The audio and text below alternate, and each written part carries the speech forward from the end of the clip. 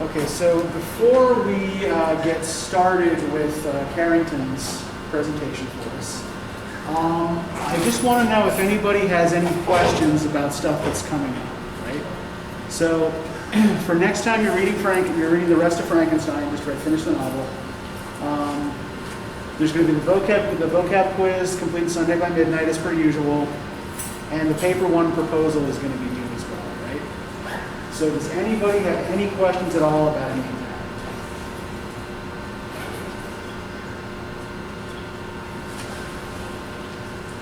Going once, going twice. All right, I'm going to assume we're good. So Carrington, go ahead and tell us about what you've got for us. So, this is my world. It's called Monarch, and all the different places on it are named different fireflies, so I'm going to go first. So, my places.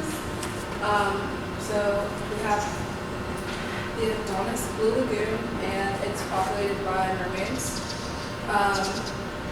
And around it, you can find magical kelp for other people of the world, so they can breathe underwater. But it's hidden to those with malintent, so if you have really bad intentions to whatever you're doing down there, you can't find it. The mermaids have the ability to shift at their will to walk on land. But you can still tell that they're mermaids and not humans, but they have kind of scales and stuff on there, but not in a grotesque way, so kind of pretty, I guess. In a Disney way? In a Disney way? Yeah. Just so you can tell, oh, that's not my cousin, That's Harry Potter or Disney. And they're warriors, which everybody in this world is warriors, because there's a lot of magical important resources here. Sure. Oh, also it's on a floating cloud, so it's not. So it's actually up above all of Yeah. this. Okay. I was kind of inspired by King Alias's Oh, cool. Okay, yeah. It stays in one spot. But it's up high in the sky. And there is a portal in the middle of the lagoon to transport you to any of the four corners of the world. And it's on a little piece of land, so you're not just popping up in the middle of the lake. Then I have the Common Caverns, which are populated by ogres. But they're not your regular ogres. So they were the first to populate this place. So they didn't have meat to eat. So it was just fish and vegetables. So they're pescatarians. So they were the first inhabitants, so they were forced to just eat whatever's here. And so they have they don't eat people or anything like that. They're also warriors. And in the caverns, there's special gems and other enchanted resources and stuff. So we have the Small Blue Waters, it's another butterfly lake, and it's a river that feeds into a butterfly-shaped lake. And on the lake there's an eye, kind of in Pocahontas, the big enchanted tree type thing. And it's orange and black and white, like the monarch butterfly colors. And the water that flows here's the top of the river, and then it flows to the lake, and then through the tree, and then the bottom half is has magical healing properties. And it flows into a waterfall that falls into the regular lake. But because it's diluted, it's not as magical, but it's still got some magical properties. And the fairies live in the tree. They guard it, protect it. They're vegetarians, so I just don't see fairies eating fish. So, and the river is full of fish. It's abundant, so no one can starve in here. And it flows into River Larry Falls. That's the one I was talking about. And we have both Swallowtail Forest, and it's where humans live. They're also warriors. Everyone here has to work together for the greater good, so no one's abused and stuff. They live in tree houses, and there's a portal into the forest. And then we have the pearl bordered pastures, which is where the Pegasus live, so below the island, the world with the cloud world, there's a small island with stables for the Pegasus. There's like a guard keeper, like make sure no one's like hurting or like stealing and stuff. And like if you want to visit, you have to come to the island first and then fly up. But you have to get like approved by people down the road to get on there. Okay, so it's only accessible by Pegasus. Yes. Okay. Which is a little island. It's called Pegasus Island.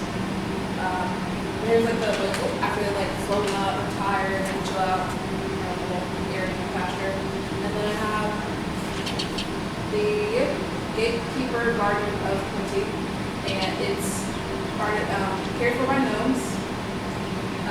So this is where all like vegetables and other foods and fruits grow. And anyone in the world can eat from there, but they have to trade with the gnomes for something they want. So like if you went to fish through the gnomes, and go away and bring like pearls and stuff from the sea, ogres and bring stuff from the cave. So just like kind of trade with kind of like what they want. So barter economy. Yes. Okay. Yes, and also all this, everywhere is fed, like, so there's like springs that like, where some people have fresh water and stuff, but then they're fed by like underground rivers. And the water in the southern half, because it's flowing down through the country, these are like more enchanted, more magical places and stuff. That's my point. Yes. Are your fairies like human sized or are they Tinkerbell sized? That's a good question. These are important questions now. I would say Tinkerbell size, Okay. but they're pretty like badass. Okay. You can also leave that up to whoever is Yeah. responsible for cultural development of your Okay. I don't know if Yeah. you mentioned this, but like, how would they be able to reach to your location? Oh, the Pegasus. The Pegasus, Yes. only by Pegasus? Yes.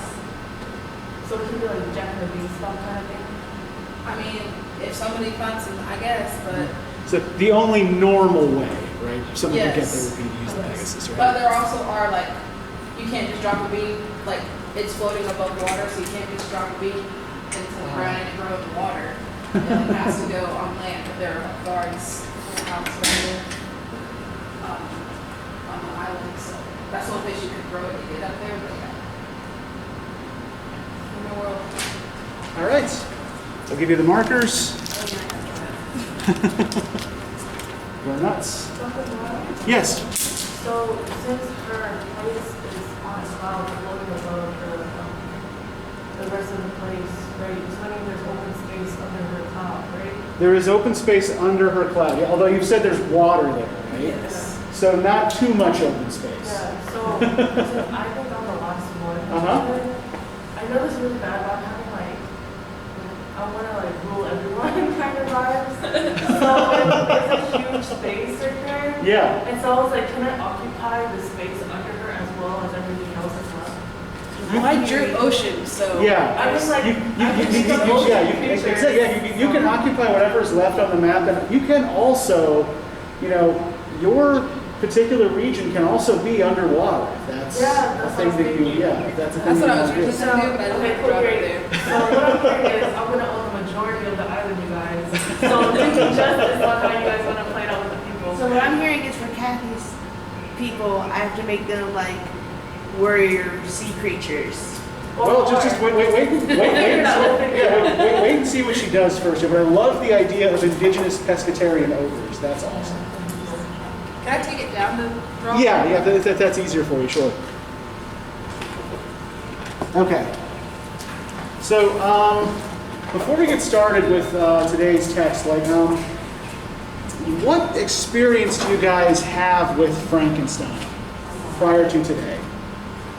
I went to Halloween Horror Nights last month and saw the Frankenstein house. Okay. Okay. We have to read it for British Lit into 12th grade. Okay.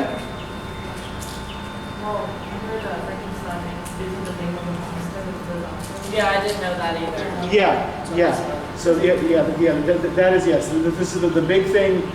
One of the big things we need to remember, yes, is that Victor Frankenstein is the scientist, right? The creature is the creature. Do they advertise the creature that he created as Frankenstein, or has that just been like a misconception? That has been a misconception. I think it's a misconception that develops mostly due to the Universal Pictures movie from the 30s, I think, where they had with Boris Karloff stalking around in the bolts and the great big boots.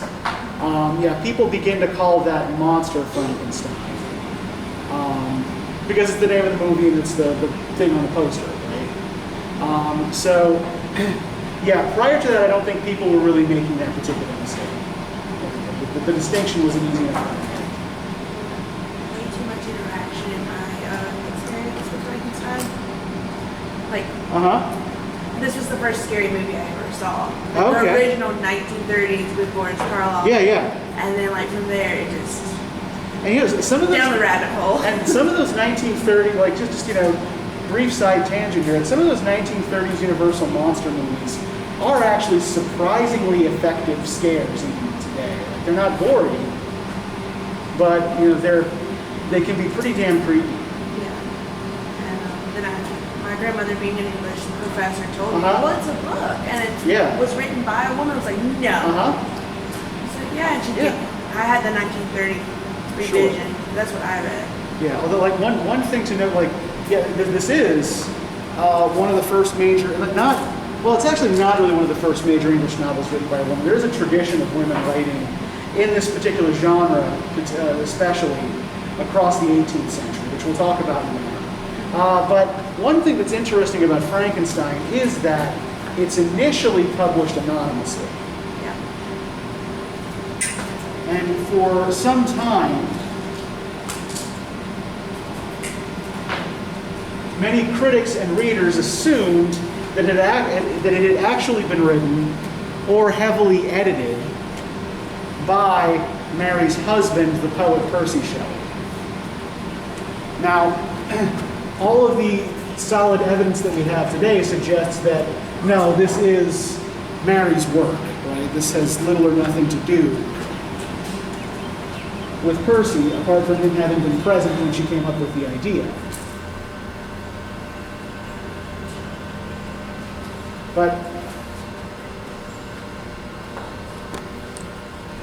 the book grows out of an 18th century literary tradition called the Gothic.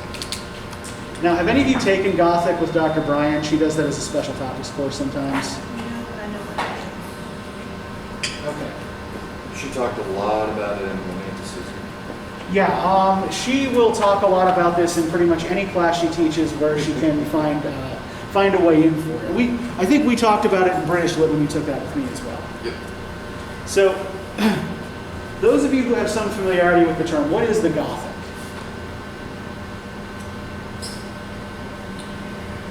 The macabre, the dark. More morbid. Yeah. Yeah, okay. But Yeah, it's like beautifully dark. Uh-huh. Those are all ideas that we associate with the Gothic, right? Not as, in fact, Gothic was actually in the 18th century pretty mainstream artistically. And by mainstream, I mean like middle of the road. Like this was it wasn't what the intelligentsia read, but it was what normal people read, right? In fact, Gothic, one of the reasons for the dodgy literary reputation that Gothic suffered for a long time is that its readership was primarily middle-class women. It was for entertainment, wasn't it? Yeah. Penny Dreadfuls. Penny Dreadfuls come along a little bit later. That's a related genre. It's kind of descended from the Gothic, but that's more a Victorian thing. The Gothic is really kind of much more early, like late Augustan, early Romantic thing. So when we're thinking about the heyday of the Gothic, we should probably be thinking from about 1760 to 1825.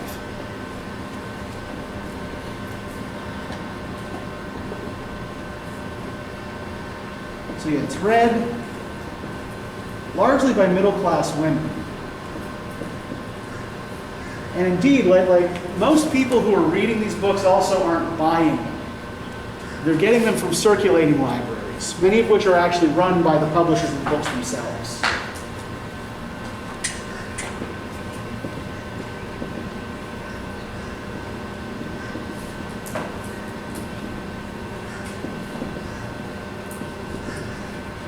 So the whole idea of kind of like in a book as prestige display objects doesn't really come into play here, right? These are mass market texts for mass readership to consume and then, give back or throw away, right? At least that's how they're regarded. So there are two basic kinds. Okay, well, first of all, let me say that there are a couple of things that link more or less all Gothic novels together, like a couple of common elements. One is setting.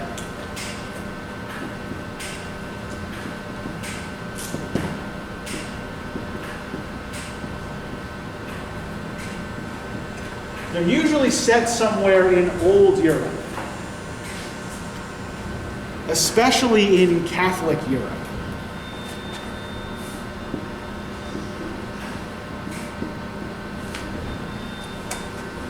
So, you don't find a lot of Gothic novels that are actually set in, say, England or the Netherlands or countries that were regarded by the English as having, Protestant religion and advanced modern economies. They're set in France, they're set in Spain, they're set in Italy. They're set in these old Catholic European countries that still have these kind of entrenched feudal aristocracies, right? And that's in part, I think, what shapes another broad aspect of the setting, right? Is that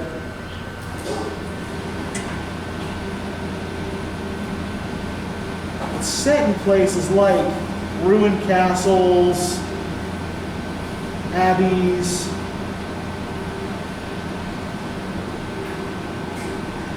old manor houses and the like, right? Where the setting is often a significant factor in creating atmosphere, creating mood, right? In fact, the settings are often kind of deliberately confusing, at least for the protagonists, right? Part of the terror comes from, the protagonist, say, being lost in a maze of secret passages or something like that. What's that? Or in the frozen tundra. Or in the frozen tundra, yeah, well, I think Mary Shelley is actually playing a lot with setting here in terms of the Gothic. There are a lot of things about this that are taken from the Gothic, but moving it in a different direction. So we're just kind of setting this up as our kind of reference point here, right? So, where was it? Ruined castles, abbeys, old manor houses. And they're usually set in the past, right? They're usually kind of vaguely medieval or early modern in terms of temporal setting. And even those that are set in a more contemporary era tend to be kind of backward-looking in that respect. For example, one of the last great Gothic novels, Melmoth the Wanderer, by Charles Maturin, is set in what was Maturin's present in the 1820s. But the character is this immortal wanderer. The title character is this immortal wanderer who describes, his experience at the Spanish Inquisition and other sort of past traumatic events, right? Okay. In terms of character in a Gothic novel,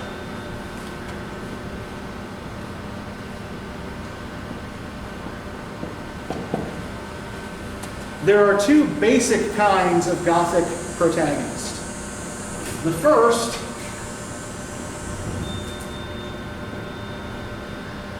is the female, let's call her a kind of ingenue character, right? You have a young, naive,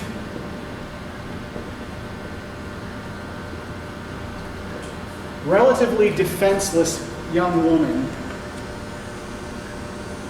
who is at the mercy of an older man.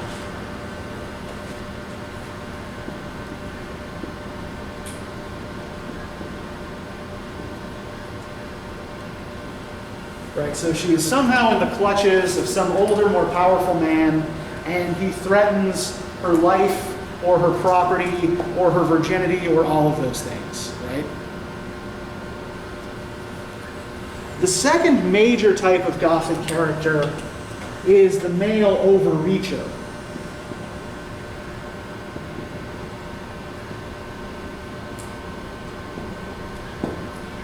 Right, this is a character, usually a young man who is frustrated by society's limits and tries to step beyond them in some fashion. And while many Gothic narratives will feature both kinds of protagonist, they'll usually lean more heavily on one than the other. So, a Gothic novel that is primarily about a male overreacher character, we call male Gothic. Male Gothic. A Gothic novel that is primarily about a female ingenue character, we call Female Gothic. good, yes. Easy enough to suss that out, right? So, there are two more basic Gothic categories that are probably relevant for thinking about Frankenstein as well. And this has to do with the nature of the supernatural within the story. Right, virtually all Gothic novels involve supernatural events of some sort, right? Most female Gothic novels were also classified as novels of terror. In a novel of terror, there is a logical explanation.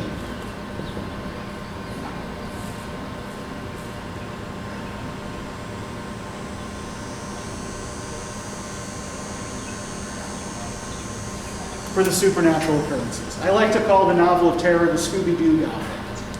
Because at the end of the book, they take the mask off the bad guy, and you find out it's just old man Withers who runs the haunted amusement park. He's trying to scare everybody away, and he would have got away with it too if it wasn't for you meddling kids. Now, the novel of horror, on the other hand,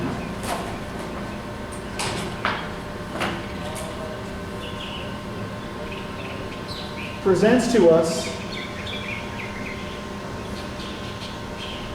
supernatural events that we are meant to take as real. So, for example, at the end of one of the best-known late 18th century Gothic novels, The Monk, by Matthew Gregory Lewis, the male overreacher hero, well, not protagonist, let's say, sells his soul to the devil in exchange for magical powers and the opportunity to satisfy his lusts. And then at the end of the novel, is hurled still alive into hell.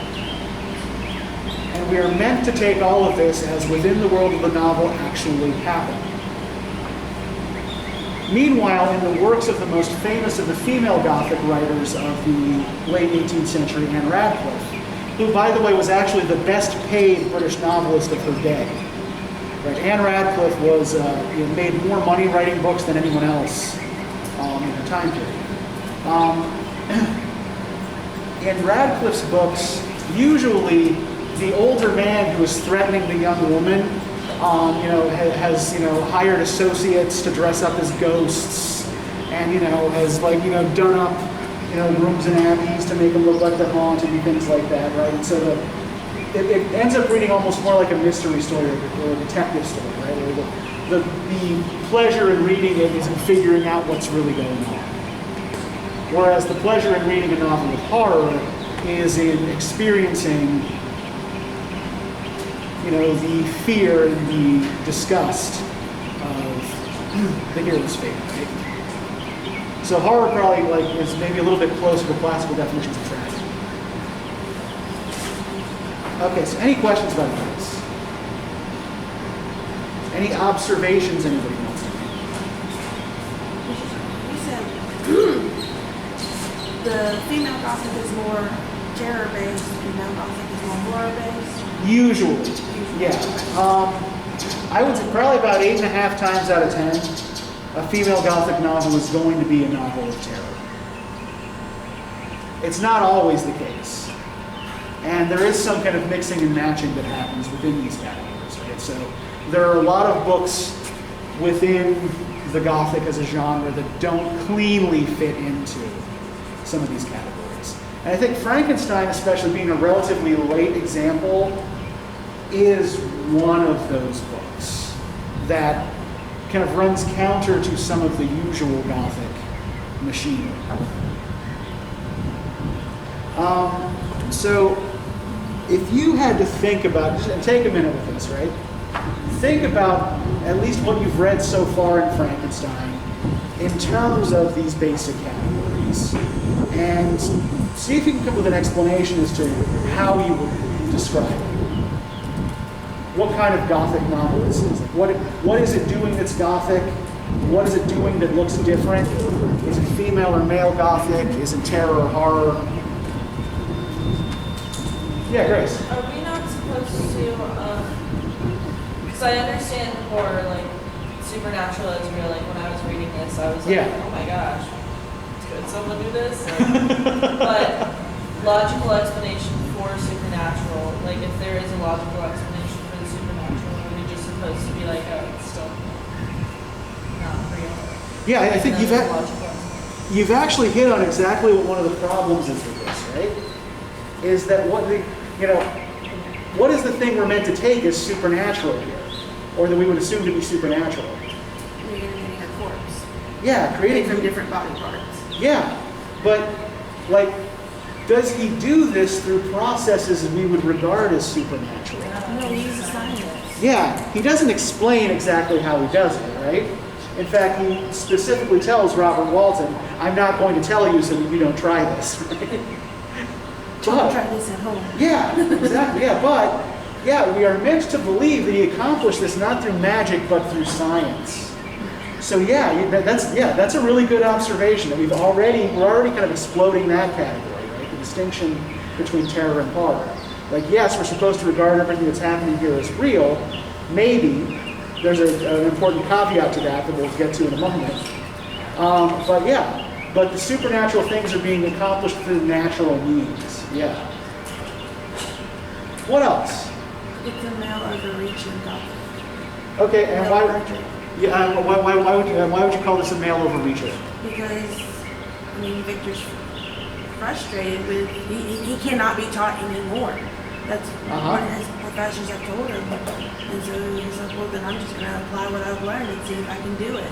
After he sees electricity reanimate a frog's leg. He's like, well, you know what? I'm going to take that and I'm going to apply it my own way. Yeah, and that's actually the whole idea of electricity animating the leg of a frog. Like, this is actually coming from a real experiment that Mary Shelley herself witnessed as a girl, right? Yeah. So there was an Italian scientist/showman by the name of Luigi Galvani. I knew it was based on a real observation. I just couldn't remember the person's name.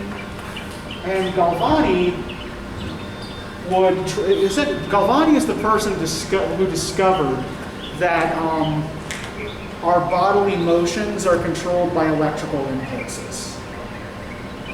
And so what he did to demonstrate this to people is he traveled around with a pair of frog's legs. You have severed frog's legs that were preserved, that he would hook up to an electrode, and then, people could watch him kick. And science in the late 18th century is in a lot of ways, for the ordinary person, hardly distinguishable from magic. And there is often an element of showmanship in it. So to give you an example of this, right, I've actually got a handout for you. This is a painting from 1768 by the English painter Joseph Wright of Derby. And it's a little dark because of the painting itself is dark. And it depicts an experiment upon a bird in an airplane.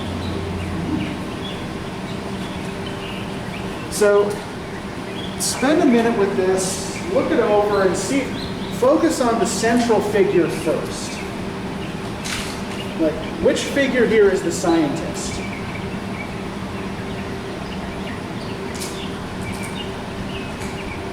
Can you? That was the guy with long hair. Going like this. Yeah, the guy with the long hair going like this. Yeah, that's the scientist. Okay, so focus on him first and the apparatus that he's working with, and see what you can figure out about that. See what conclusions you come to about this. What does he look like? You know, what do you make of his gestures? What is he doing? It looks like he has on a bathrobe. Okay, yeah, he's wearing a robe. Yeah. And I mean, he's got long hair and. He's not even really looking at the experiment. It's like he's looking at the painter. Oh, yeah. He's not looking at what he's doing, right? He's looking at, the painter or the viewer or somebody, right? Or somebody in the audience.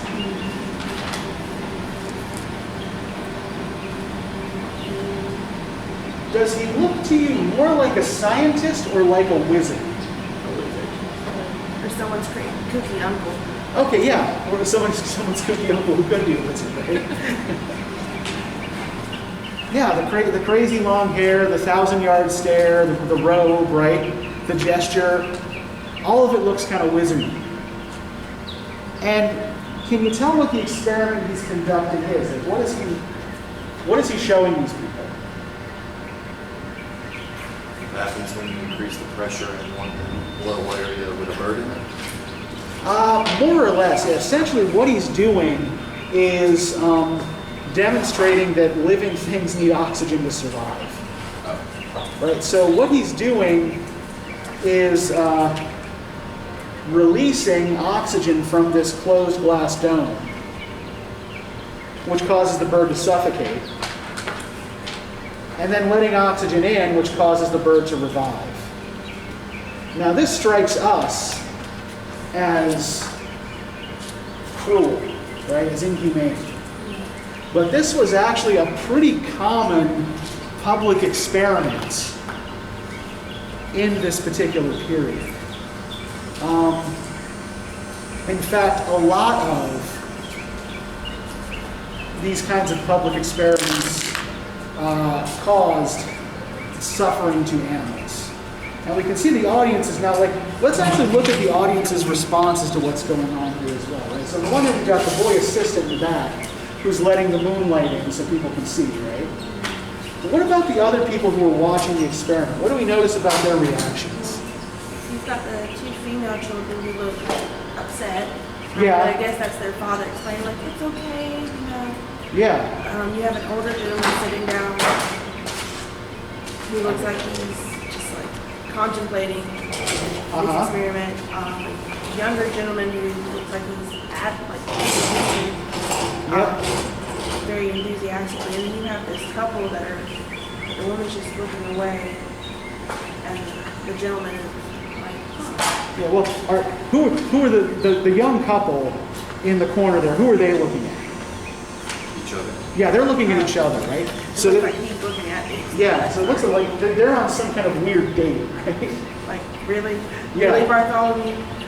But I think I think what we're getting here is like that this experiment is attracting a cross section of society, right? Who are coming for different motives, right? So these people are, the young couple are there, for an excuse to go sit and moon at each other for a little while, right? In a dark room. You've got the two guys at the front of the table who are probably genuinely interested in the science, right? And then you've got, the well-dressed gentleman trying to get his daughters to pay attention, but they're too horrified, right, to want to watch. So this is a really, really common 18th century scene. And I think it gives us a good window into how the average, relatively educated 18th century person thought about science. Now, what I'd like to try to move to next is to think about how Victor Frankenstein thinks about science.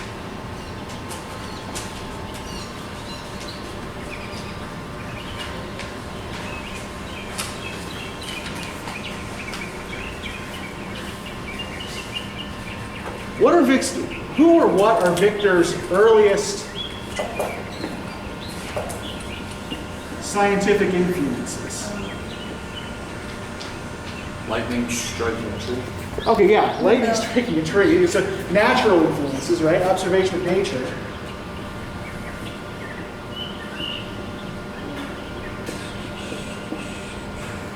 And what or who else?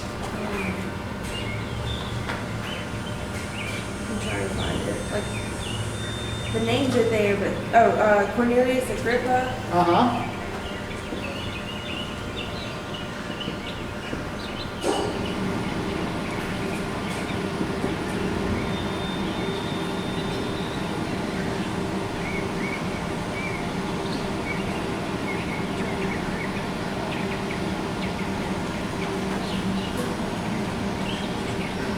Paracelsus, or Paracelsus. Yep, Paracelsus, yep. And Albertus Magnus. And Albertus Magnus, yes. Now, do any of these names look familiar to anyone from past class sessions?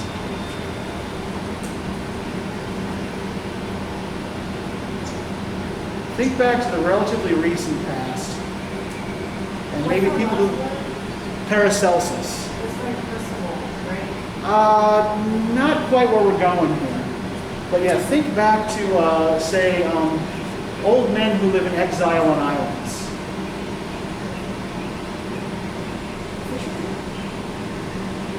A little later. No, it's island. Oh, Yeah. These guys are all Renaissance magicians, right? They're alchemists.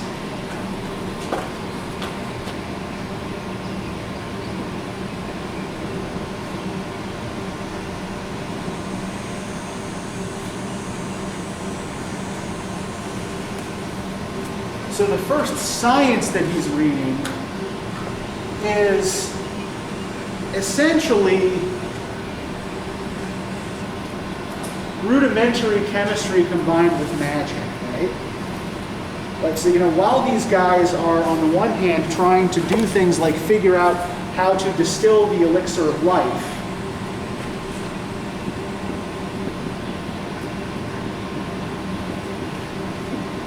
or to create the philosopher's stone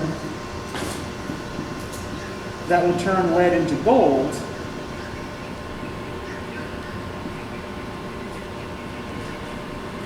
a lot of their writings are also about doing things like, summoning and controlling spirits and things like that, right? natural philosophy. Yeah, and natural philosophy is essentially what we called science prior to the scientific method, right? Does anybody know how the scientific, I know that, y'all are English majors here, right? But does anybody know, except for you, yes? Do we all understand how the scientific method works? Like what this means? Identify, hypothesize, test. Research is in there somewhere, but Yeah. conclude. Yeah, but yeah, you basically start with an observation of nature and perform a series of tests and researches, right, to try to explain it. Natural philosophy tended to work more or less the other way around, right? So the scientific method is essentially inductive, right? You start with your data and you try to extrapolate a general principle from that. Natural philosophers started with a general idea and then tried to come up with an explanation using data for that particular idea, right? So they would start with the phenomena that they'd observed, and they try to reason their way back to the cause. And usually the cause would end up being something like magic elves or astrological influences or something like that, right? So natural philosophy as a system was based on this idea of correspondences between things.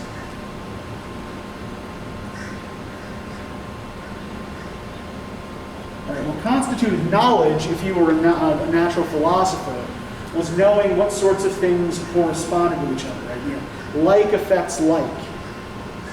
So, for example, a physician practicing natural philosophy might treat a blood disorder by giving you a cup of red wine with powdered ruby stirred into it.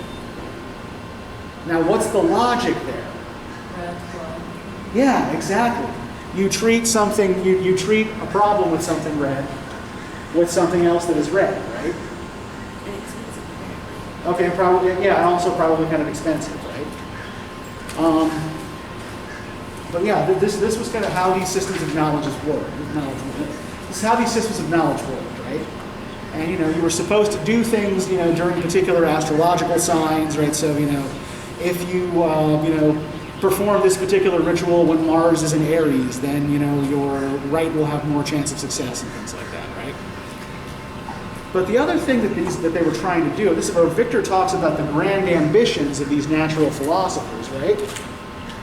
I mean, the elixir of life and the philosopher's stone. And what's the elixir of life supposed to do? Eternal life. Yeah, you drink this stuff. It's supposed to purge out of you all of the mortal parts, right? And then you get to live forever. Lucky you. The philosopher's stone is actually a similar sort of thing, right? It was supposed to turn lead into gold by purifying it, right? The idea being that by removing all of the base matter from anything, you could purify it. You could, you know, kind of make it into its ideal form. Gold being the ideal metal, right? Take all the nasty earthy bits out, and that's what you're left with. Not really, but that's what they thought, right? And so I think that this is a lot of what Victor is, and so like even as he is applying actual chemical and biological principles, right? He's applying them to goals that are more like those of the natural philosophers. And why do you think it is that he is fixated on reanimating dead matter? What early experience do you think has led to this particular concern? Mother's death. Yeah. Scarlet fever, which isn't exactly pretty. Mm-hmm.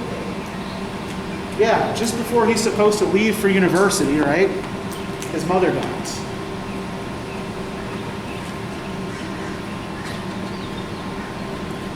And I think that the death of the mother here is also something that we probably need to track a bit through the whole narrative, because I think that this is all over the place here. So, Caroline Frankenstein dies at practically the beginning of the novel, right? I mean, wasn't his mother kind of young as well? Compared to his father, yeah. Although Victor's an adult by the time she dies, or nearly so. But I think we also might want to think about this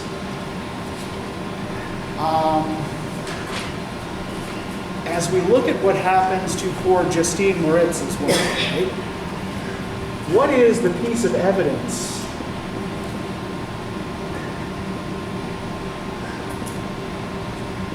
that convinces everyone that Justine Moritz is guilty of young William Frankenstein's murder? The mother's picture, yeah. This mother's picture gets kind of passed around as a token here, right?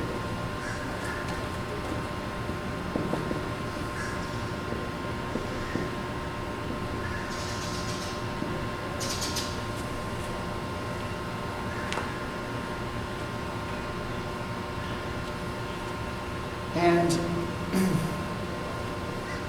what does the creature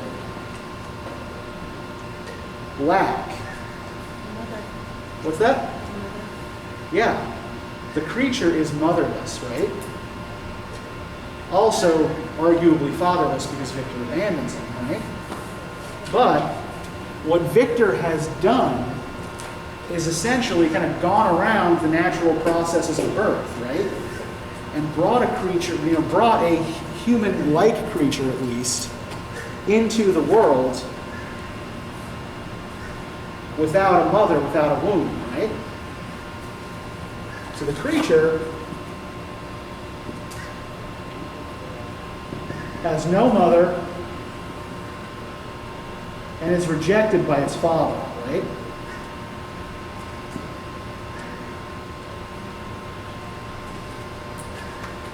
And Justine, who has been framed for William's murder, we know is also a motherless girl, right? That her mother rejected her and is now dead.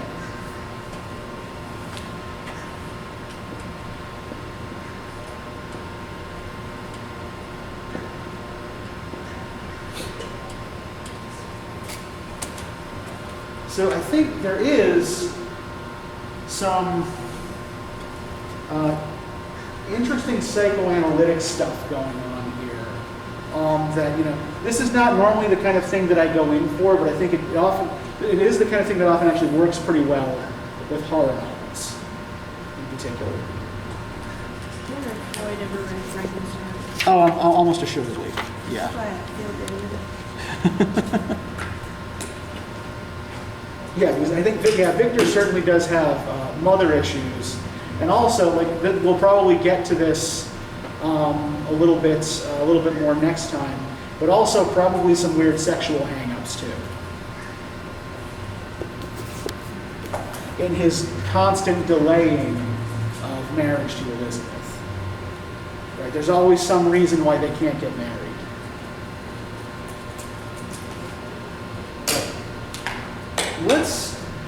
To draw this out, let's look at the monsters, or the creatures, description of his own early existence, or his own early development. So can we turn to page 93?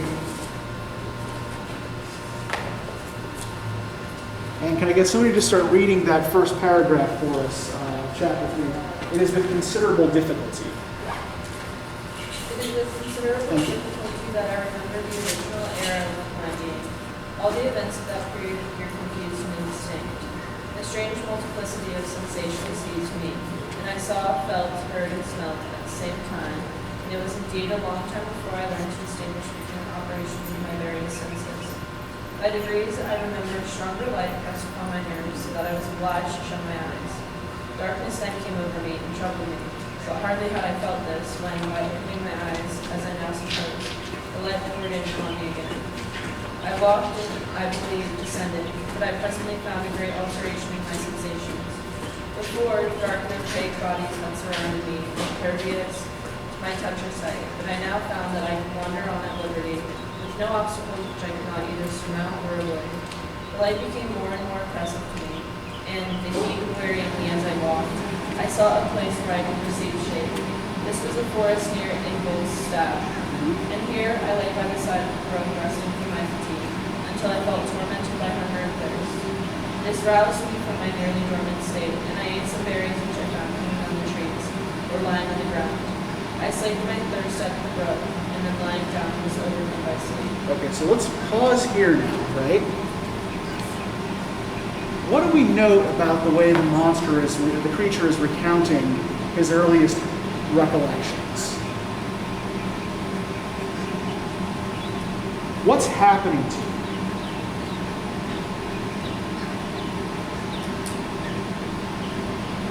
And what does he how does he describe his experiences?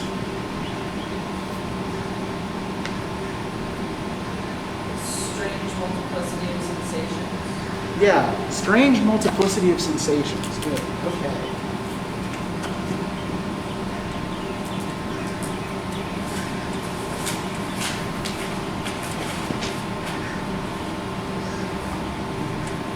So let's start with this word sensations. What are sensations? Senses. Yeah, sense impressions. Yeah, exactly.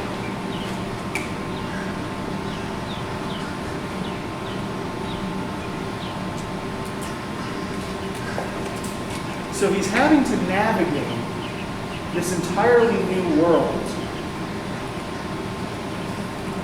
solely through a series of confused sense impressions, right?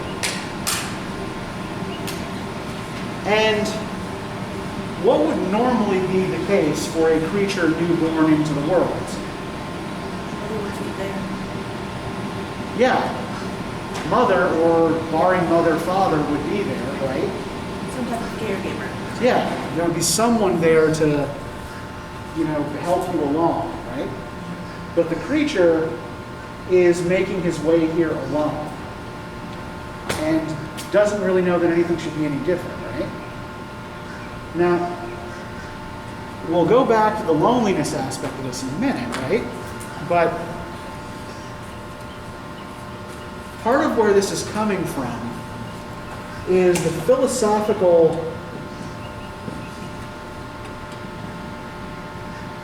school that we call empiricism. Is anybody familiar with empiricism, what this is, what it means? Evidence of a phenomenon is seen or heard. You get it, you feel it, rather than taking it for on faith. Yeah, pretty much exactly, yeah. So it's associated in particular with the ideas of the philosophers John Locke, George Berkeley, and David Hume.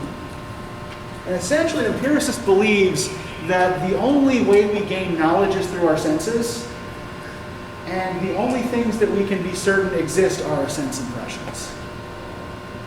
So, Berkeley went so far as to argue that when we are not actually physically experiencing a room, we have no evidence that the room still exists. Right? But all we can know is what our senses tell us. And there is no other, there is no higher truth or other truth, right? So this is the way the creature is making his way through the world. Just through trying to, by taking in sense impressions and by making sense of it, right? Now this is also connected to an 18th century literary tradition related to the Gothic, but not part of it, called the literature of sensibility.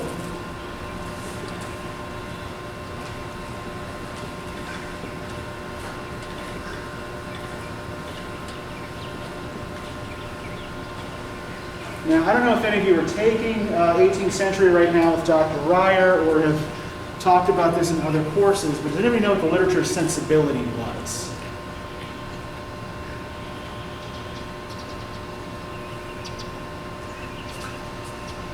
Okay, so the literature of sensibility is it's romanticism slightly before romanticism becomes a thing.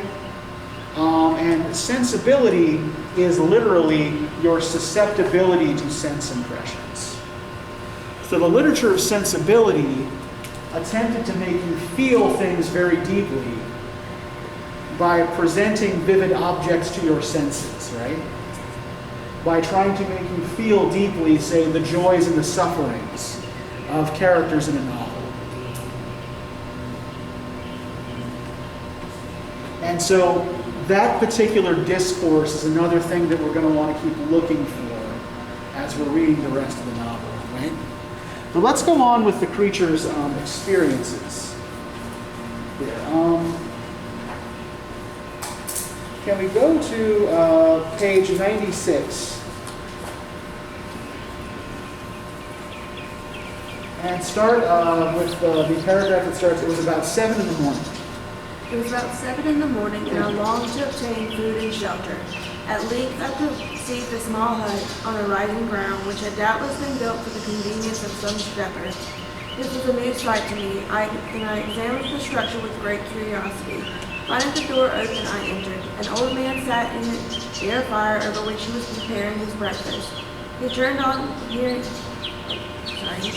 a noise, and perceiving me, shrieked loudly, and quitting the hut, ran across the fields to the speed of which his debilitated form hardly appeared capable. His appearance differed from any I had ever before seen, and his flight somewhat surprised me. But I was enchanted by the appearance of the hut. Here the snow and rain could not penetrate. The ground was dry and presented to me then as exquisite and divine a retreat as pandemonium appeared to the demons of hell after their suffering in the lake of fire. I greedily devoured the remnants of the shepherd's breakfast, which consisted of bread, cheese, milk, and wine. The latter, however, I did not like. Then, overcome by fatigue, I lay down amongst the straw and fell asleep. Okay, can I get somebody to, this whole bit is important, so can I get somebody to continue from this new one I have? It was new when I awoke, and I looked, and alert by the warmth of the sun, which shone right on the white ground. I determined to recognize my troubles and constantly the remains of the breakfast for one I found. I proceeded across the field for several hours until sunset. I arrived at a village. How miraculously disappeared. The huts, the leader lodges, and stately voices engaged my admiration by command. The vegetables in the gardens, the milk and cheese that I saw placed at the windows of some of the cottages, colored my appetite. One of the best of these I entered, but I had hardly placed my foot in the door before the children's shriek, and one of the women came in. The whole village was roused, some flying, some attacking, and so grievously bruised by stones and many other kinds of foul weapons. I escaped to the open country and quickly took refuge in the low hovels, quite there in a wretched appearance after the palaces I had dwelled in the village. This hovel, however, joined the cottage of a neat and pleasant appearance, but after my late really bond experience, I dared not enter it. My place of refuge was constructed of wood, but so low that I could with difficulty sit upright in it. No wood, however, was placed on the earth, which formed the floor, but it was dry, and although the wind entered it by movable chinks, I found it in an agreeable silence on the surrounding. Okay, thank you. So there are two things that I want to try to pull out of here. Right? So first off, what is the creature's attitude towards other people's stuff here seem to be? It's there, mine. Yeah, no concept that anything belongs to anyone, right? That, okay, this food is here, there's bread and milk and cheese and wine, no one's eating it, I can eat it, right? Yeah. And he doesn't understand why he shouldn't just walk into someone else's house either, right? But what does he keep experiencing when he runs into other people? Rejection. Yeah, they scream and run away, right? Or try to attack him, yeah. Now, does he yet have any idea why? No. No clue whatsoever, right? So, to give us a scheme to understand this that might also help with some of the mother stuff as we proceed, I'm going to turn to the work, right, not of a late medieval alchemist, although some of his stuff is equally a little fuzzy, but a mid-20th century psychoanalyst by the name of Jacques Lacan.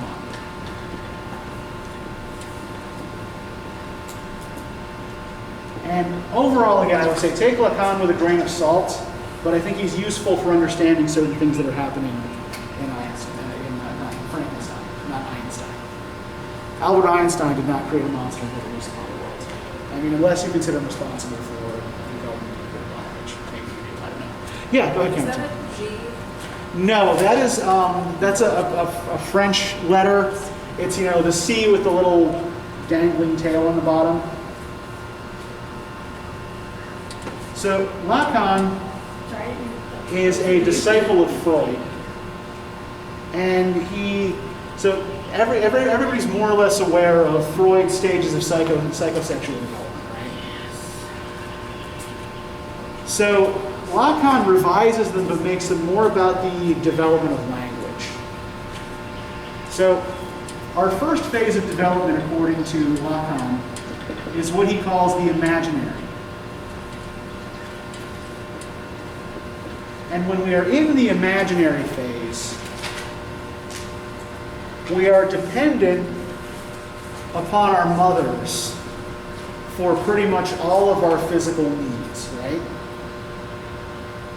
We don't speak yet. We can't really communicate what we want except maybe through crying and, you know, shaking our fists. And, you know, mother provides food, mother keeps us clean, mother keeps us warm, right? we don't really distinguish ourselves yet as a separate person from Mother. Right? Mother is an extension of us, and we are an extension of Mother.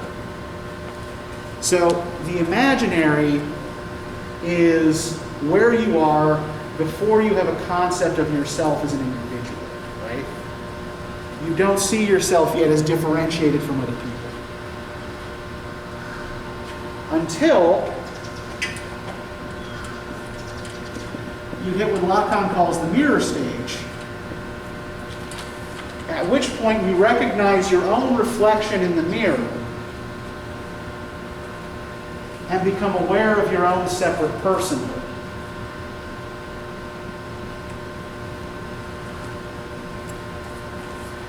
So let's look at the point at which our creature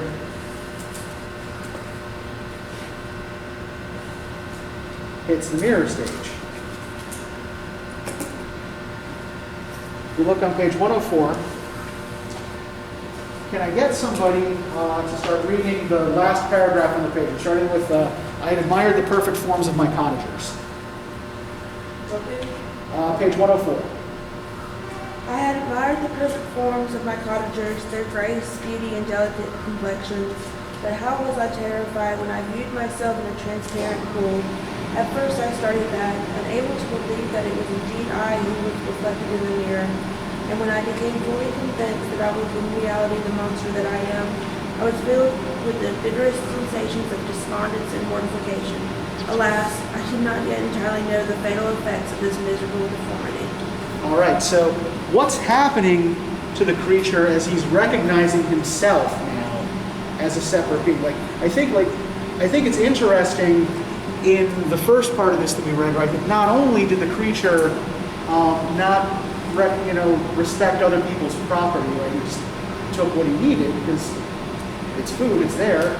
Even the little hovel that he occupies is attached to another house, right?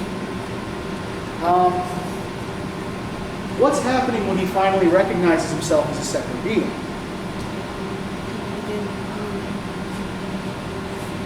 He begins to realize why people ran from him. Yeah, I mean, he's horrified at his own appearance, right? That he doesn't look like this beautiful family that he's been watching through the chink in the wall. So he experiences abjection, right? In observing his own form. So one could argue that the imaginary stage for him, given his separation from any mother or father figure, and the treatment he receives from the other people who he doesn't conceive of as different from himself yet, is traumatic. And the mirror stage then is equally traumatic, right? As he recognizes his extreme difference from those around him. Now, the next phase for Lacan, and we're going to develop this a little further next time through some of the lessons that the creature observes in the De Lacy cottage, is called the symbolic order.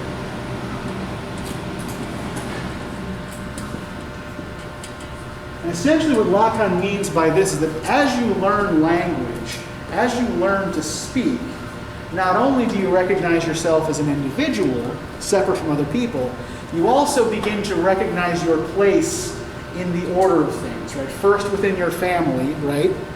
You recognize not just that you are, baby who was clinging to mother's side, right? But, you recognize that, you are Carrington, you are daughter, you are sister, you are cousin, whatever, right?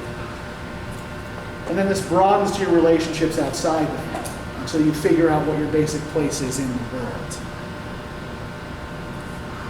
And so what we're going to be wanting to look for here is how this plays out for the creature and how we might make some correspondences, much as the old alchemists would have as they're trying to work their spells, between the creature and even some of those that he wittingly or unwittingly terrorizes within the world, right? Okay, so does anybody have any questions about any of this stuff?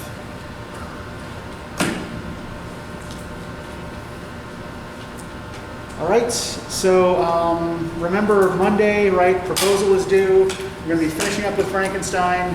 And yeah, everybody have yourselves a good weekend.